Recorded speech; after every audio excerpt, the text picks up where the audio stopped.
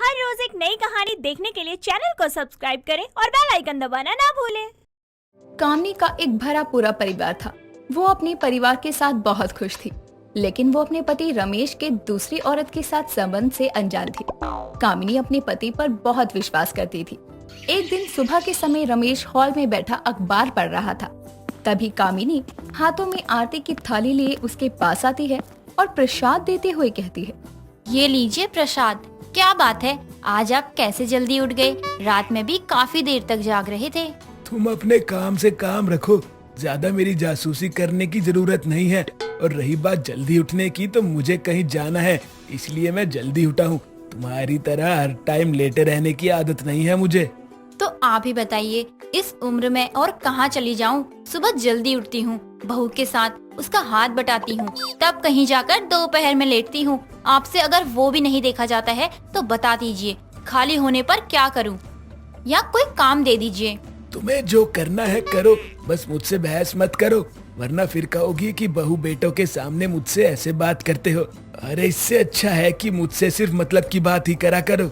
हाँ ठीक है, मुझे भी कोई शौक नहीं है आपके मुंह लगकर अपनी बेइज्जती करवाने का। आप अपने काम से काम रखिए और मैं अपने काम से। पहली बार तुमने कोई अक्लमंदी वाली बात करी है जो समझने और सुनने लायक है, वरना तुम किसी काम की नहीं हो।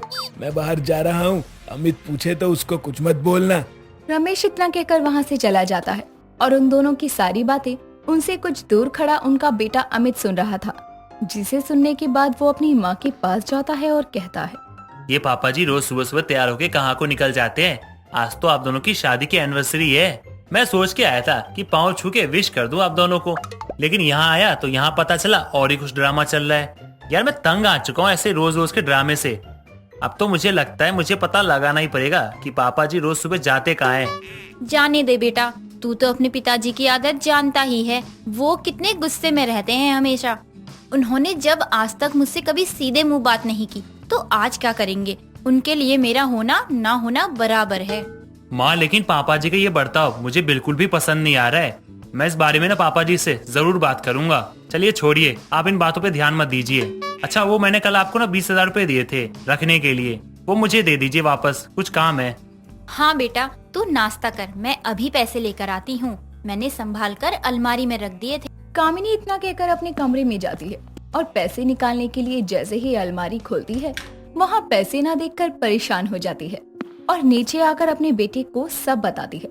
तभी उसकी बहू ज्योति वहाँ आती है और कहती है, कोई परेशानी है क्या? आप लोगों के चेहरे के रंग ऐसे क्यों उड़े हुए हैं? बात क्या है आखिर? ज्योति मैंने कल माँ को पैसे दिए थे रखने के लिए, लेकिन आज वहाँ पे पैसे नहीं है। पैसे कहाँ गए? पैसे तो ससुर जी ले गए। मैंने कल उन्हें खुद माँ जी की अलमारी से पैसे निकालते हुए देखा था। मैंने इसलिए कुछ नहीं कहा कि शायद माँ जी को पता होगा। नहीं बहू, मुझे कुछ भी नहीं पता। उन्होंने मुझे कुछ बताया ही नहीं इस बारे में। लेकिन मुझे एक बात समझ में नहीं आती कि पापा जी को इतने सारे पैसों की क्या जरूरत पड़ गई? अगर चाहिए तो मांग लेते, चोरी करने की क्या जरूरत थी? मुझे इस बारे में पता लगाना पड़ेगा। अमित इतना कहकर अपने ऑफिस के लिए निकल जाता है। वहीं दूसरी तरफ रमेश उन्हीं पैसों को लेकर दूसरी औरत के पास जाता है और उसे दे देता है, जो उससे प्यार का नाटक कर रही थी। तभी वो कहती है, ये चिल्लर, इससे मेरा कोई काम नहीं चलेगा। मैंने तुमसे 50,000 मांगे थे तो तुम मुझे 20,000 दे रहे हो। इससे मेरा क्या होगा? तुम्हारा घर देखकर तो मुझे लगा था कि तुमसे प्यार करके मेरे सारे सपने पूरे हो जाएंगे, लेकिन ऐसा कुछ भी नहीं हुआ। तुम चिंता मत करो मेरी जान, मैं तुम्हारे सारे सपने पूरे कर दूंगा। बस तुम मेरा ख्याल रखो, तुम कभी मुझे छोड़कर मत जाना, वरना मैं तो मर जाऊंगा। छोड़कर नहीं जाऊंगी तो क्या, तो जैसे बुड्ढे के पीछे अपनी जिंदगी खराब करूंगी? एक बार बस तू अपना घर मेरे नाम कर दे, जो तेरे नाम है, उसके बाद मैं दिखाती हूँ कि मैं क्या हूँ। बिल्कुल भी नहीं, मैं तुम्हें छोड़कर कहीं नहीं जाऊंगी। मैं हमेशा तुम्हारे साथ रहूंगी। मैं तुम्हें बता नहीं सकता हूँ कि जब तुम ऐसे बोलती हो तो मुझे कितना सुकून मिलता है। मैं बहुत प्यार करता हूँ तुमसे। रमेश इतना कहकर उस औरत को गले से लगा लेता है और थोड़ी देर बाद अपने घर के लिए निकल जाता है, जहां अमित उससे पैसों के बारे में पूछता है, जिस पर वो बहाना बनाकर बातों को टाल देता है। लेकिन अमित को उस पर शक हो जाता है। समय बीतता है। एक दिन वो अपनी बीवी के चोरी किए सारे गहने लेकर उस औरत के पास जाता है और गहनों को देखते ही उसकी आंखें खुल जाती है और वो कहती है, इतने सारे सोने के गहने तुम मेरे लिए लाए हो? मुझे विश्वास नहीं हो रहा है। हाँ बिल्कुल, तुम्हारे लिए नहीं लाऊंगा तो भला किसके लिए लाऊंगा। मेरी बीवी के पास जितने गहने थे सोने के वो मैं सब ले आया हूँ। अब इससे तुम्हारे पैसे भी पूरे हो जाएंगे और तुम्हारे पास गहने भी आ जाएंगे। लेकिन अगर तुम्हारी बीवी ने अपने गहने ढूंढे तो तुम उसे क्या कहोगे? उसकी इतनी हिम्मत नहीं है, और अगर पूछा भी तो मैं बोल दूंगा कि बैंक के लॉकर में रखवा दिए हैं। वो मान जाएगी, बहुत सीधी है। अब तो तुम खुश हो ना? अब तो अपने करीब आने दो। बिल्कुल नहीं। अगर तुम सच में मुझसे प्यार करते हो तो मुझे अपने घर ले चलो और अपने सभी घर वालों को घर से बाहर निकाल दो और अपना घर मेरे नाम करो, तब मैं तुम्हें अपने करीब आने दूंगी। इस औरत के प्यार में पहले ही फकीर बन गया हूँ, अब क्या अपने घर वालों को भी फकीर बनाना पड़ेगा? लेकिन मैं इसके बिना रह भी तो नहीं सकता। ठीक है, मुझे मंजूर है, चलो मेरे साथ। रमेश इतना कहकर अपनी फैमिली लॉयर को कॉल करके घर और प्रॉपर्टी की पेपर तैयार करने को कहता है। समय बीतता है। कुछ दिन वो उस औरत को लेकर लॉयर के ऑफिस जाता है और सब कुछ उसके नाम कर देता है और थोड़ी देर बाद उसे लेकर घर आता है। सभी लोगों को उससे मिलवाते हुए कहता है, मैं इस औरत से बहुत प्यार करता हूँ और अब ये इसी घर में रहेगी। तुम लोग जाना चाहो तो जा सकते हो। आपका दिमाग तो ठीक है ना, और आप इससे प्यार करते हैं। देख लेना, एक दिन आप इस औरत के प्यार में फकीर बन जाओगे। कहीं का नहीं छोड़ेगी ये आपको। तुम्हारी हिम्मत कैसे हुई इससे ऐसे बात करने की? और आपकी हिम्मत कैसे हुई मेरी माँ से ऐसे बात करने की? रहिए आप इस औरत के साथ, और अपने परिवार को लेके मैं जा रहा हूँ यहाँ से। लेकिन एक दिन पापा जी आप बहुत पछताएंगे इस गलती को लेके। चलो माँ। अमित इतना कहकर अपनी माँ और पत्नी को लेकर वहाँ से चला जाता है और अच्छी जगह फ्लैट लेकर रहने लगता है। अमित की अच्छी नौकरी होने के कारण उन्हें पैसों की कोई परेशानी नहीं हुई। समय बीतता है। तभी एक दिन रमेश औरत के कमरे में जाता है और उसके करीब जाने की कोशिश करता है। तभी वो उसे जोर से धक्का मारती है और कहती है, तुमसे कितनी बार कहा है कि तुम मुझसे दूर रहो, लेकिन तुम्हें बात समझ नहीं आती। देख बुड्ढे, मैं तुझसे कोई प्यार व्यार नहीं करती। मुझे बस तेरे पैसों और तेरे घर से मतलब था, जो मुझे मिल गए। अब मुझे तेरी कोई जरूरत नहीं है। और जवान लड़की दुनिया में खत्म हो गई हैं क्या, जो मैं तुझ जैसे बुड्ढे से प्यार करूंगी? चल निकल तू इस घर से, बाहर निकल अभी के भी। जो अपने परिवार वालों का नहीं हुआ वो मेरा क्या होगा? इतना कहकर वो औरत रमेश का हाथ पकड़कर खींचते हुए नीचे लेकर आती है और घर से बाहर धक्का मार देती है। दरवाजा बंद कर लेती है। उसकी ऐसी हालत देखकर आस पड़ोस वाले उस पर जोर जोर से हंसने लगते हैं। तभी रमेश उठकर वहाँ से चला जाता है और मंदिर की सीढ़ियों पर बैठकर अपना सर पटक कर खुद से कहता है, इस औरत के प्यार में तो मैं सच में फकीर बन गया। मैंने अपने ही हाथों से अपना सब कुछ बर्बाद कर लिया। अब मेरे पास ना पैसे हैं ना परिवार, मेरा सब कुछ खत्म हो गया। इस औरत ने मुझे सच में फकीर बना दिया। मैं तो कहीं का नहीं रहा। सुबह के समय उर्वशी की सौतन नेहा हॉल में बैठी चाय पी रही थी। तभी दरवाजे की डोरबेल बजती है और जैसे ही उर्वशी घर का दरवाजा खोलती है तो उसे सामने एक पल्लवी नाम की लड़की खड़ी नजर आती है, जिसे देखकर वो कहती है, तुम कौन हो? तुम कौन हो जो मुझसे सवाल कर रही हो? ओ मैडम, मेरे घर में खड़ी होकर मुझसे ही पूछ रही हो कि मैं कौन हूँ? ओके, मैं नेहा की फ्रेंड हूँ। अच्छा जी, तुम मेरी सौतन की सहेली हो? वो कम थी क्या मेरे सर पर तांडव करने के लिए, जो तुम्हें बुलाया है उसने? तुम ये क्या बोले जा रही हो? ये उसका भी घर है ना, वो तुम्हारी सौतन है तो मैं क्या कर सकती हूँ? हटो। उर्वशी अपनी सौतन की सहेली से बातें कर ही रही थी कि तभी उसकी सौतन नेहा दरवाजे पर आती है और अपनी फ्रेंड को देखकर कहती है, अरे पल्लवी, तुम अंदर आओ, बाहर क्यों खड़ी हो? क्या आऊँ? कब से तुम्हारी ये सौतन सवाल पे सवाल पूछे जा रही है, परेशान कर रही है। तुम इसकी बात पर ध्यान मत दो, तुम मेरे साथ चलो।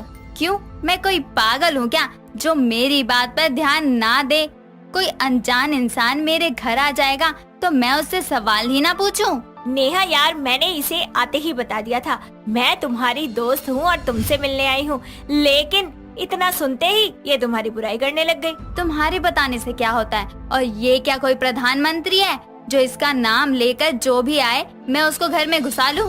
तुम समझती क्या हो अपने आप को? तुम ये भूल रही हो कि जितना ये घर तुम्हारा है उतना ही मेरा भी है। नहीं नहीं, बिल्कुल भी नहीं। ये मनहूस बात तो मुझे उस दिन तक याद रहेगी, इसे कैसे भूल सकती हूँ? उर्वशी और नेहा आपस में जोर जोर से चिल्लाते हुए एक दूसरे से बहस कर रही थी और उनकी आवाज सुनकर उनका पति समीर आता है और बोलता है, देवियों बस करो, कितना शोर मचा रही हो दोनों की दोनों। साला मेरी जिंदगी तो तुम दोनों ने मिलकर खराब कर रखी है। कम से कम यही देख लो, तुम्हारे घर कोई मेहमान आया हुआ है। आपने मुझे बोला मैंने आपकी जिंदगी खराब कर रखी है। मैं अभी अपने भाइयों को कॉल करती हूँ, वही बताएंगे आपको।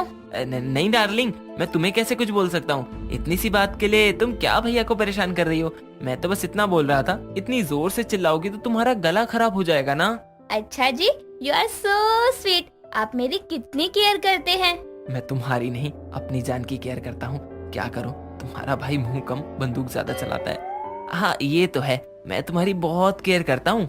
अच्छा जी, आपको मेरी सौतन की आवाज की कुछ ज्यादा ही चिंता है। रुकिए, मैं अभी अपने पापा को कॉल करती हूँ, वही आपको ठीक करेंगे। यार तुम पागल हो क्या? समझती नहीं हो कुछ? मैं तो उसकी आड़ में तुम्हारी चिंता कर रहा था। वो कैसे, जरा आप बताइए मुझे।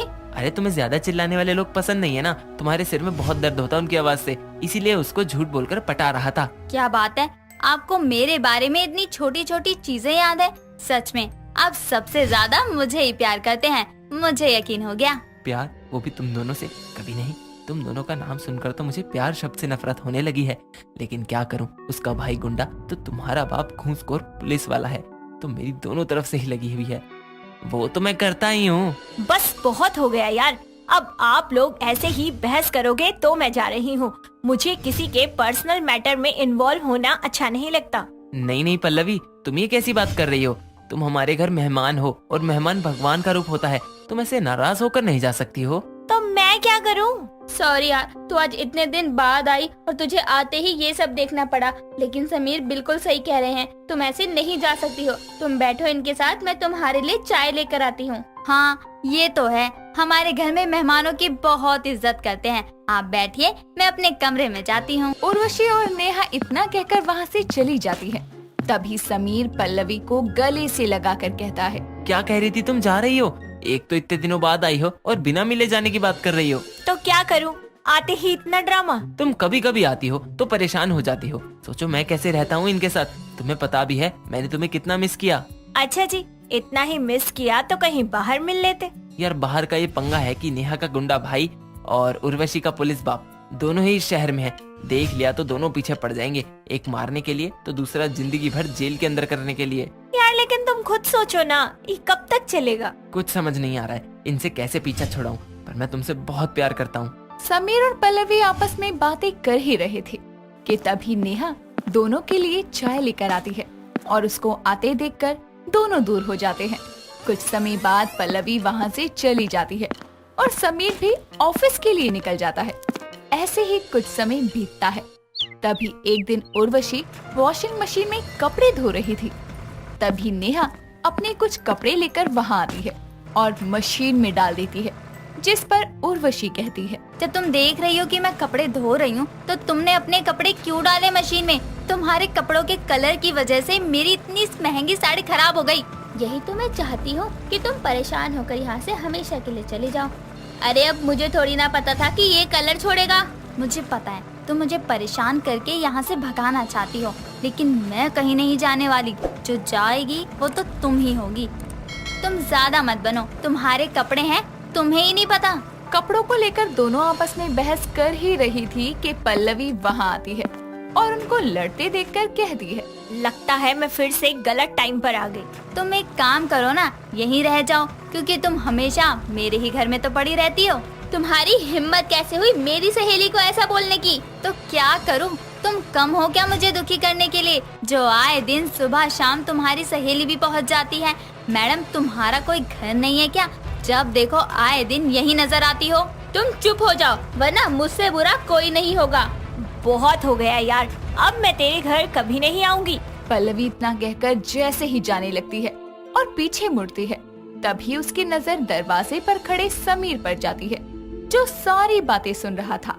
जिसके बाद वो अंदर आकर कहता है, क्या कभी ऐसा होगा कि मैं ऑफिस से घर आऊं और मुझे इस घर में शांति मिले? और उर्वशी तुम पल्लवी को ऐसे क्यों बोल रही हो? तो क्या करूं? जब देखो इसकी ये सहेली मुंह उठाकर मेरे घर पहुंच जाती है, और आप इसकी इतनी तरफदारी क्यों कर रहे हैं? क्योंकि वो मेरे पति हैं और वो मेरी दोस्त, और तुम मेरी दोस्त की इंसल्ट कर रही हो। मुझे तुम्हारी इस दोस्त के इरादे कुछ ठीक नहीं लगते, और तुम मेरे पति से थोड़ा दूर रहा करो। और हाँ, मैं पुलिस वाली की लड़की हूँ, सब समझती हूँ। तुम्हारी कितनी छोटी सोच है, और ये मेरे भी पति है।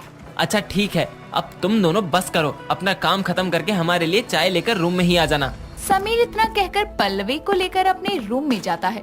तभी उर्वशी नेहा से कहती है, वैसे तुम मेरी सौतन हो, लेकिन घर टूटा तो दोनों का ही टूटेगा, क्योंकि मुझे तुम्हारी सहेली ठीक नहीं लगती। बात तो कुछ हद तक सही है। समीर जी भी पल्लवी की को ज्यादा ही साइड लेते हैं। तुम जाकर अपना काम करो। नेहा इतना कहकर चाय बनाने के लिए किचन में जाती है। कुछ समय बाद दोनों चाय और खाने की चीजें लेकर समीर के कमरे में जाती हैं, जहां वो पल्लवी को समीर से कहते हुए सुनती हैं। मैं अब तुम्हारे घर रोज रोज आकर अपनी इंसल्ट नहीं करवा सकती।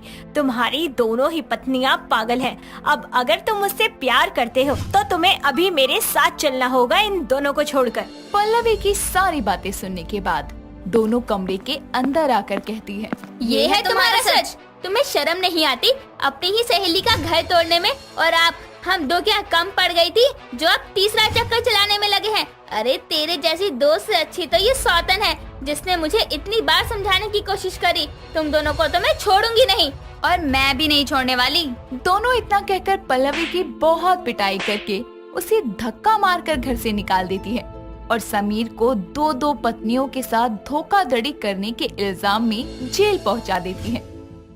दोस्तों, अगर आपको ये कहानी पसंद आई तो इसे लाइक करें, शेयर करें और कमेंट करके बताएं कि कहानी में आपको सबसे अच्छा क्या लगा।